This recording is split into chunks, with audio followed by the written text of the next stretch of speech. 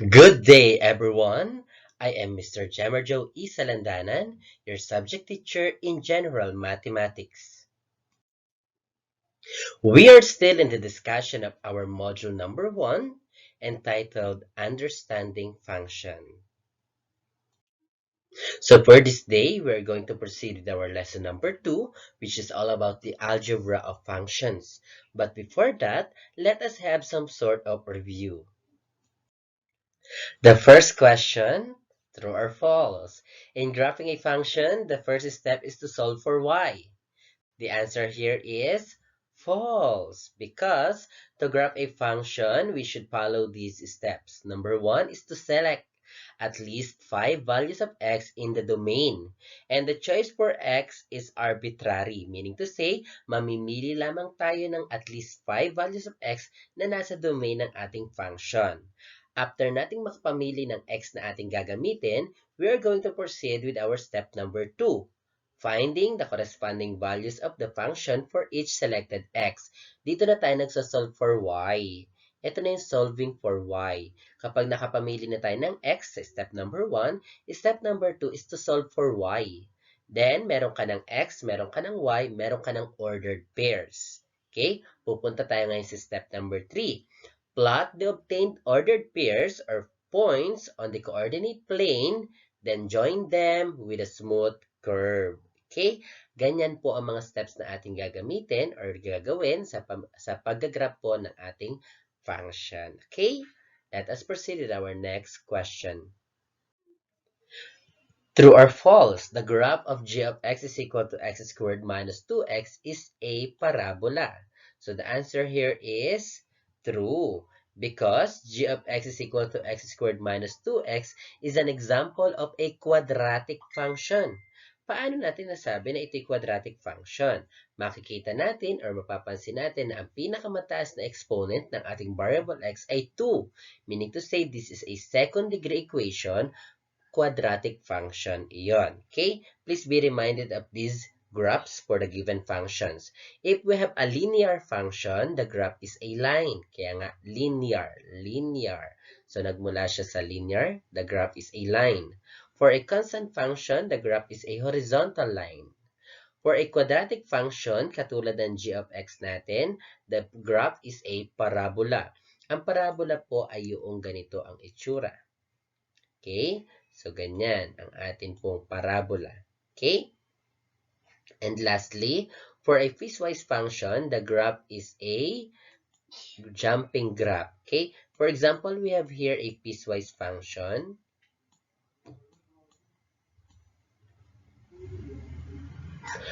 As you can see, talagang tatalo ng ating graph dyan. Kung itinetrace natin ito from here, pagdating sa punto na ito, tatalon tayo papunta din eh.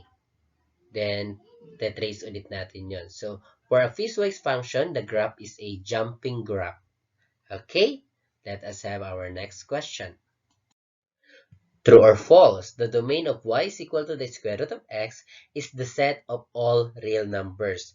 When we say all real numbers, it includes positive, 0, and negative numbers. So the answer to this question is false because ipinagbabawal natin sa radical function ang may negative numbers. Kapag naglagay kasi tayo dito ng negative, ay undefined po ang kakapatakan niya. So this one is an example of the evaluation of our y is equal to the square root of x, and this is their corresponding graph.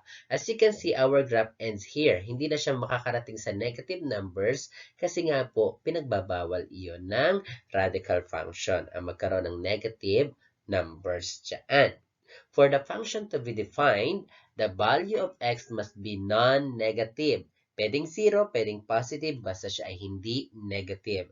So we take x is greater than or equal to 0. Therefore, the domain of the given function is restricted to non-negative real numbers. Okay? Let us have the next one.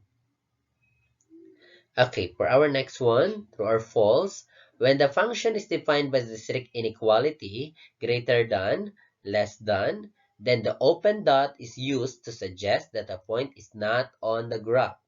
Okay, when we say strict inequality, something like this, we use open dot. Kapag may open dot, sinasabi nito that the point is not on the graph. Therefore, the answer to this question is true. Okay, if we have strict inequality such as this, greater than or less than, so we have an open dot.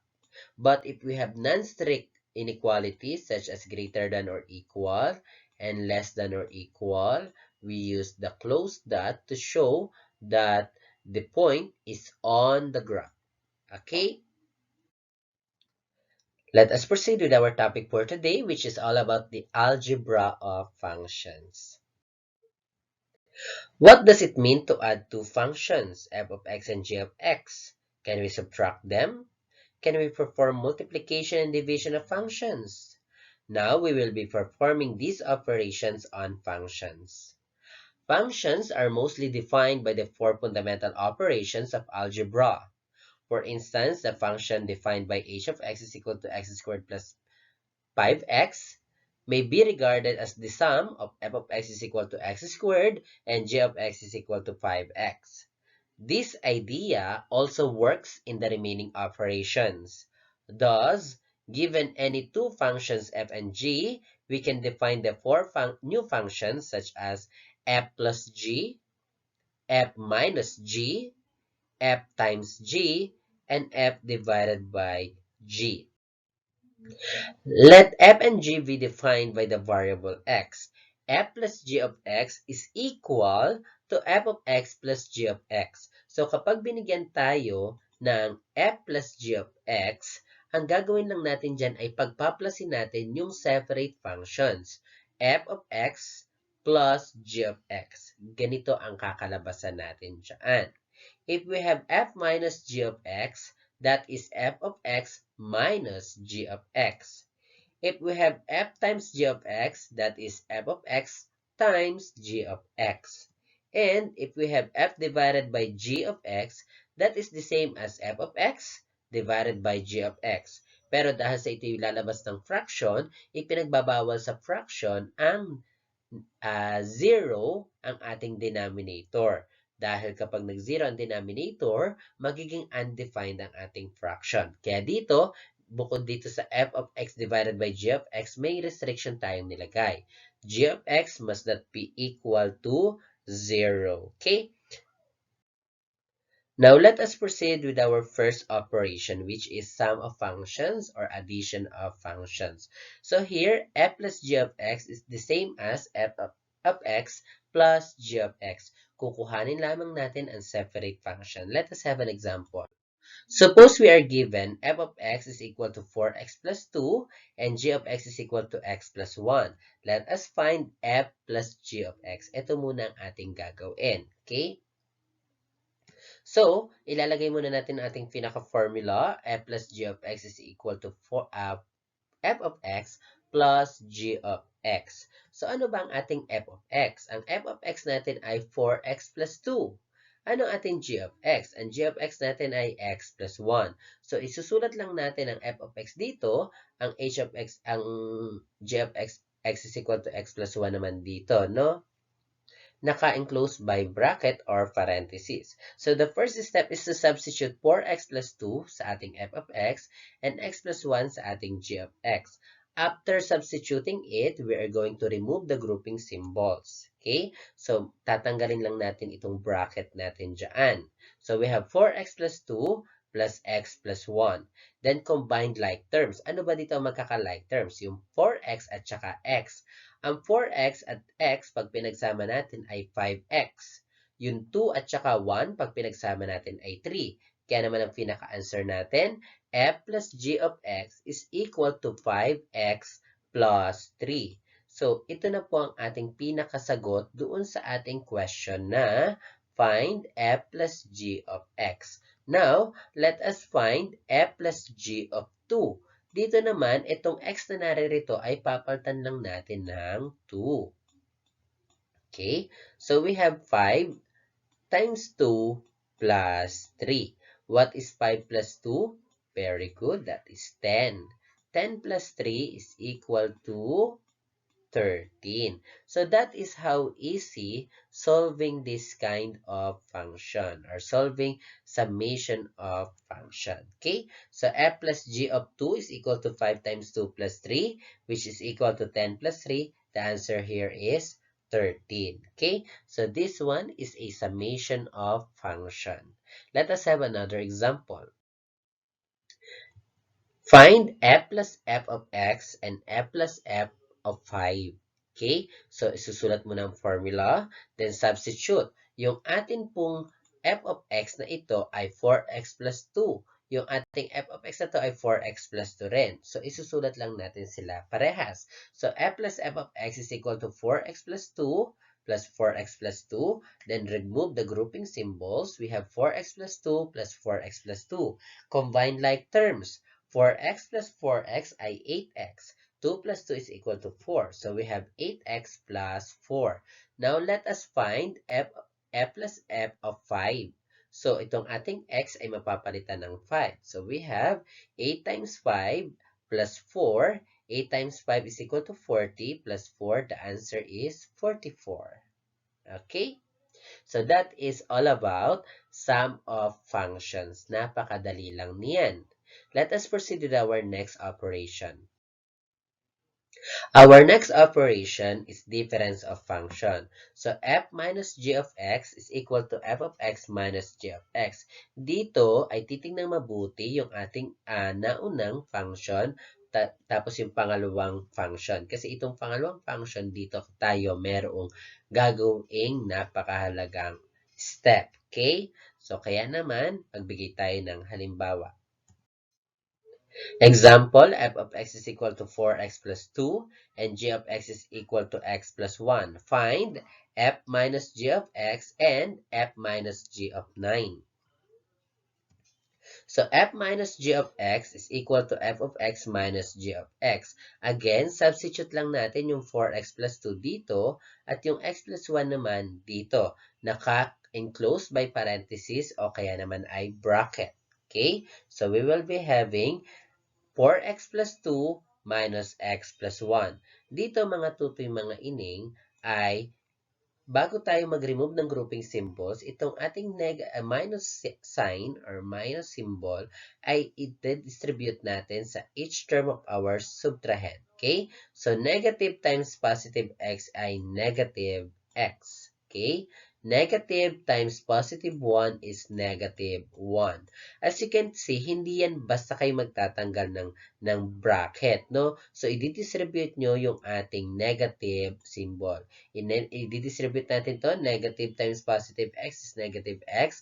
Negative times positive 1 is equal to negative 1. Marami kasi ang nagkakamali doon kasi basta lang nila tinatanggal ang grouping symbols. Negative x, tapos ito yung magiging positive 1 pa rin. Magkakamali tayo doon. Ano? Okay, so we have here 4x plus 2 minus x minus 1.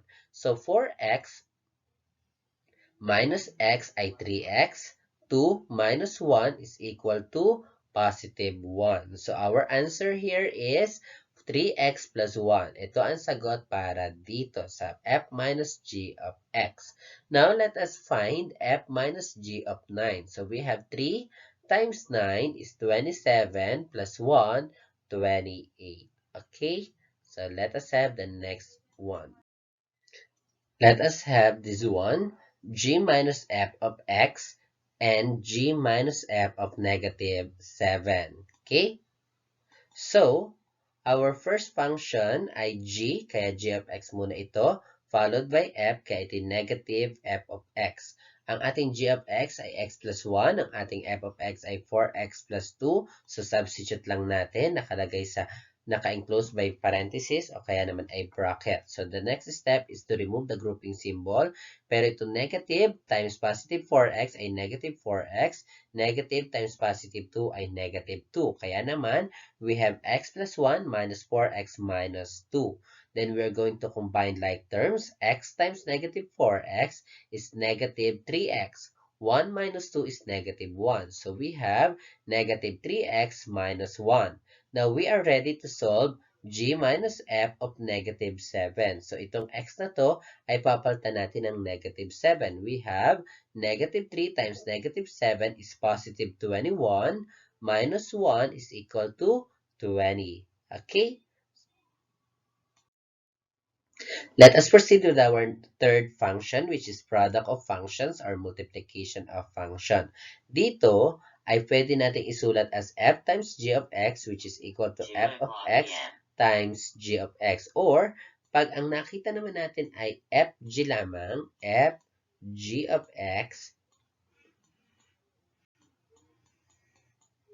katulad lang din yan, are, because kapag magkatabi at walang operation, ibig sabihin we are multiplying functions. Okay? So let us have an example. Let us have f of x is equal to 4x plus 2 and g of x is equal to x plus 1. Let us find f times g of x and f times g of 1. So the formula to be used is this. F times g of x is equal to f of x times g of x. The first step is to substitute. We are going to substitute for x plus 2 for our f of x and x plus 1 to our g of x. So we have 4x plus 2 times x plus 1. So we have here 4x times x is equal to 4x squared. 4x times 1 is equal to 4x.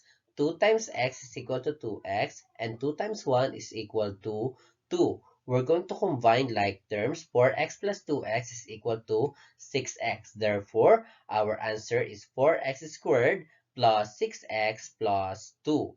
Now, we're going to solve for what f times g of 1. We come up with 4 times 1 squared plus 6 times 1 plus 2.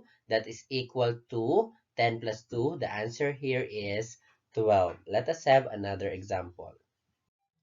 Now, let us find f times f of x and f times f of 5. Okay, so the first step is to write our formula. F times f of x is equal to f of x times f of x. We're going to substitute 4x plus 2 to our f of x. Okay, so we have 4x plus 2 times 4x plus 2. We come up with 4 times 4. 4x times 4x is equal to 16x squared. 4x times 2 is equal to 8x. 2 times 4x is equal to 8x. And 2 times 2 is equal to 4.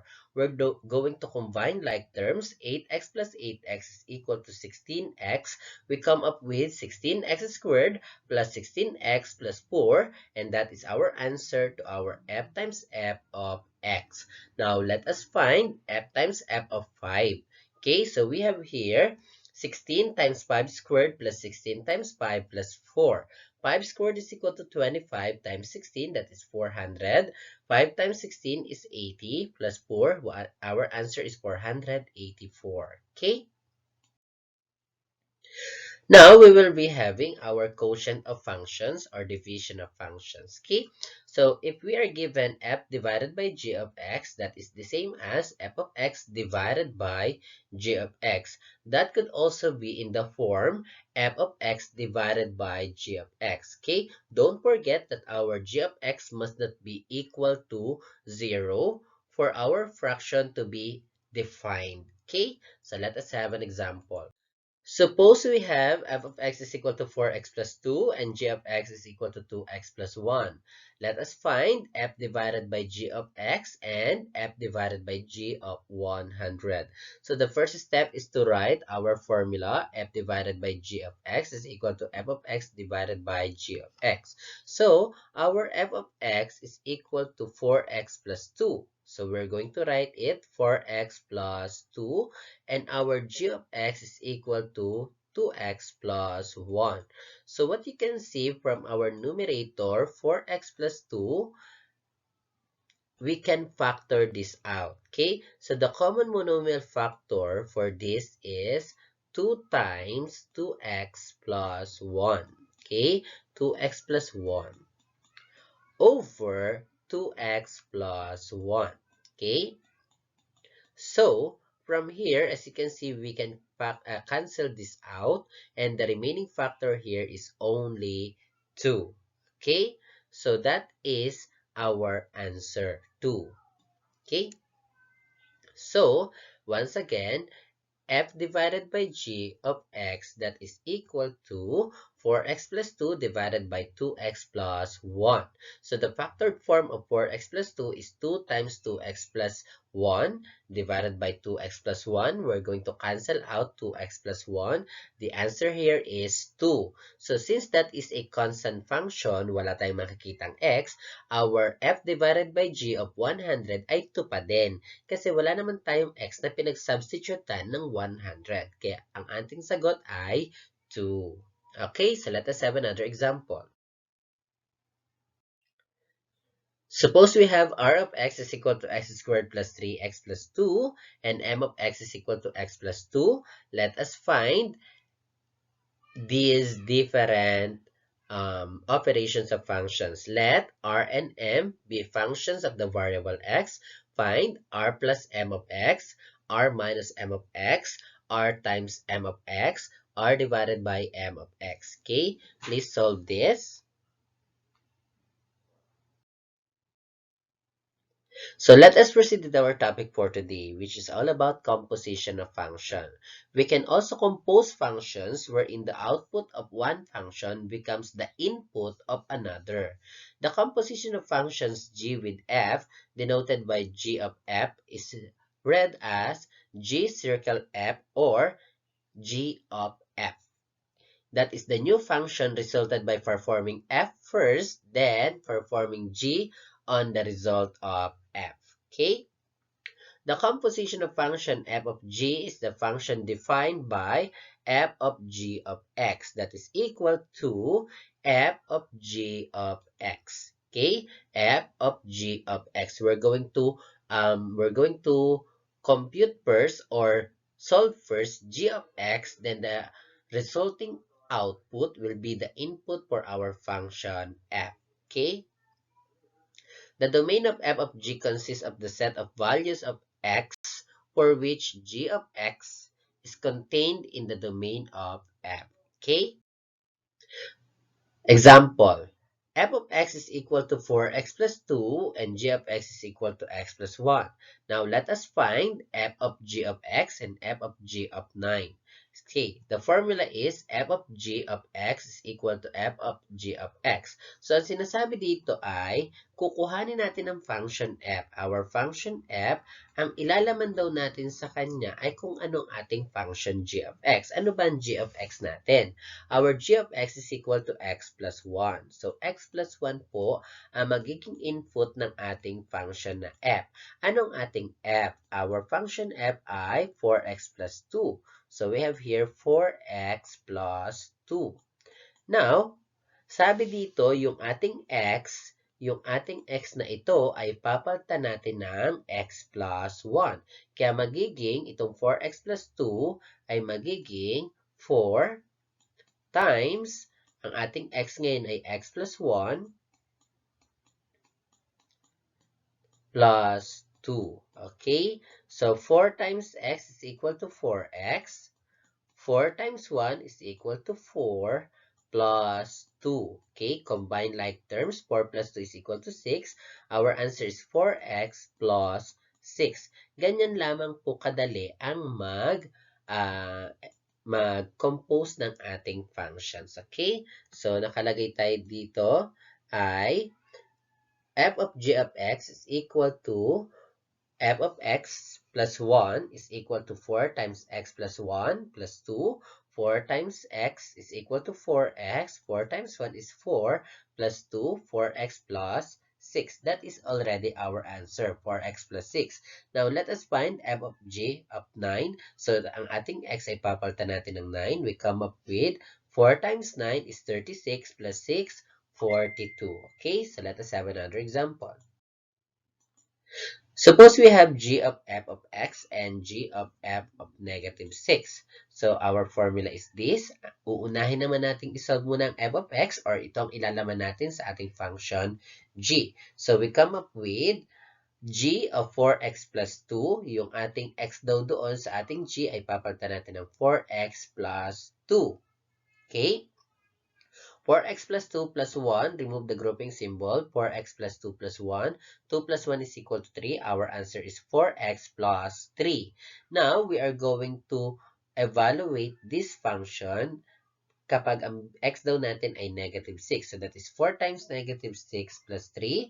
4 times negative 6 is negative 24 plus 3. The answer is negative 21. Okay? So this is an example of a real-life applications of composition of functions. Okay, a nearby coffee shop is celebrating its first year anniversary this month. To celebrate this, the coffee shop offers a 100 peso off on selected food items. Also, the coffee shop gives a discount of 10% on the same day to customers who can present 3 receipts on their purchases in the shop for the past year. So, may magsa-celebrate daw ng kanyang anniversary. Dahil celebration ng anniversary nila ng coffee shop, merong 100 peso off. Sa pinamili daw sa selected items ay merong 100 peso off doon sa atin pong pamimili. Also, kapag ikaw daw ay regular customer, makapag-present ka lang ng 3 resibo, bibigyan ka pa nila ng 10% discount. Now, anong ating gagawin? Uunahin ba nating magbawas tayo ng 100 bago ang 10% discount or 10% discount muna bago ang ating 100 peso off? Yun ang ating iniisip dyan. Let us analyze the situation by giving representations on the given variables. Let x be the original price. Kung magkaan yung x natin yung original price of the selected food items and f of x be the price that a customer will pay for the item during the anniversary. Then, the rule is defined as f of x is equal to x minus 100. Ito ang ating magiging rule kung nagpabawas tayo ng 100 pesos. Okay? Di ba nga, anniversary nila, kaya yung ating original price minus 100 kasi may 100 peso off sila. Also, for the next case, let g of x be the price discounted at 10%. Ito naman po ang price na, na ating babayaran kung nag-present naman tayo ng receipt na 3 piraso. Okay? Magkakalas ng 10% discount kaya ito'y 0.90x. Okay? So, dalawang function tayo dyan. f of x is equal to x minus 100. Ito yung may discount na 100. Ito namang isa, g of x is equal to 0.90x. Ito naman yung may discount na 10%. Okay? We have derived two functions, f and g, from the situation. The function f is the rule that says, take the original price of the selected item, then subtract 100. Yun daw ang ibig sabihin ng ating f of x doon. Take the original price, then less 100. Then the function g is the rule that says, take the original price of the selected item, then compute for its 90%. Ito naman yun. 90% of the original price kasi nga may 10% kang discount. Ang tanong, alin kaya ang una nating gagawin? Kung ikaw ay anniversary ngayon, tapos ay may 3 resibo ka, so dalawa ang iyong privilege dyan. Magpalas ng 100 at malalas pa ng 10%. Anong gagawin mo? Una ka ba magpapadeduct ng 100 bago ng 10% or magpapa 10% discount ka muna bago ang 100? So, ano kaya magandang gawin? Suppose you are planning to visit the coffee shop during its anniversary and being a regular customer, you have kept 3 receipts of your purchases. Thus, your case would mean a privilege of both 100% off and 10% discount on the selected items. But then, you are wondering if there is a difference in the price you will pay, if the shop will deduct first 100 from the original price, then take 90% of the result, or vice versa. Mathematically, you are thinking if there is a difference in the values of g of f of x and f of g of x respectively. Here, in this case, the concept of composition function will be applied. Okay? Tatandaan, ang una nating ginagawa ay yung pangalawang functions. Okay? Dito sa g of f of x, sinasabi dito, magpapalas ka muna ng 100 pesos bago ka magpapa 10%. Dito naman, magpapa 10% discount ka muna bago ka mag 100 peso off. Alin kaya sa dalawang yan ang maganda? To answer the problem above, we have to perform f of g of x and g of f of x. Dito daw sa f of g of x na kung saan nagpalas ng 10% bago ang 100 peso off, ito daw ang kakalabasan. F of g of x is equal to 0.90x Tapos ilalagay, di ba yung x minus 100 ito magiging 0.90x minus 100. Ito daw po ang kakalabasan nating resulta kung f of g of x tayo dyan. Dito naman sa pangalawa, g of f of x, ibig sabihin, nagpalas ka muna ng 100 bago ka nagpa 10% discount. Ito ang kakalabasan natin dyan. 0.90 times x minus 100 gives us 0.90x minus 90. Okay. Kung mapapansin nyo, merong 10, ayan, nakalagay, analyzing the result, f of g of x, ito yon is 10 less than g of f. Okay? Kaya naman parang mas nakakatipid tayo dine sa number 1. Magpapa 10% discount ka muna bago ka magpa 100. Magbigay tayo ng halimbawa. For instance, if the original price of the selected item is 275, yung x daw natin ay 275, magkano ang babayaran natin? Kapag nagpa 10% discount tayo bago tayo magpa 100, ang babayaran natin ay 147.50. Pero pag nag 100 peso discount muna tayo bago tayo nagpa 10%, ang babayaran natin 157.50. So kung mapapansin nyo, to get the lower cost of the purchase item, the copy shop must perform f of g of x. That is, taking first the 90% of the original price, then deduct 100. Nagpalas ka muna ng 10% bago ka nagpa 100. Okay? So, ganun lamang po iyon, tuto mga ining. Okay? So, may questions? Wala naman. Kung may questions, i-chat nyo lamang ako. Okay? So, dahil alam na natin po yung ating lesson number 1 at saka lesson number 2, which is all about algebra function, on module number 1, page 13, gagawin nyo na po ang ating activity 3, which is, ano lang to ha, operations of functions. Okay? So, isasubmit natin to sa September 4. Okay? Along with our activity number 2. Di ba yung activity number 2, hindi ko ipinasabay noong last module distribution. Kaya sa September 4, edi ko-kolektahin na natin ang ating activities. Okay? Ang ipapasa po sa September 4 ay activity number 2, activity number 3. Bond paper, pero kung walang bond paper, okay na ang yellow pad. Okay? Do sa graphing, pwede kayong sa graphing paper o kaya naman do sa pinilas na notebook ng math, tapos ikakapit sa bond paper, okay lang yan. Okay? So don't forget Tomorrow, we will be having our short quiz, August 26, 2021, Google Forms.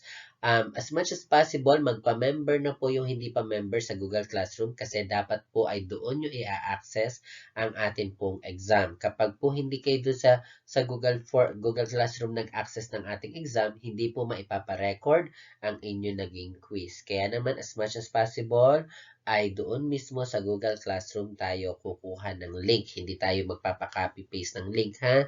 Okay, magpa-member na ang hindi pa nagpapa-member, ha? Okay. So, ang ating topics included dito ay lesson number 1 at lesson number 2. Okay? Is there any question? Wala naman. Okay, kung may katanungan, tawagan na lang ako, ha? Okay, pasensya na dahil nagkaroon tayo ng technical errors, technical difficulties today. Pero magkaganon man, edi ganun pa rin ang buhay. Okay?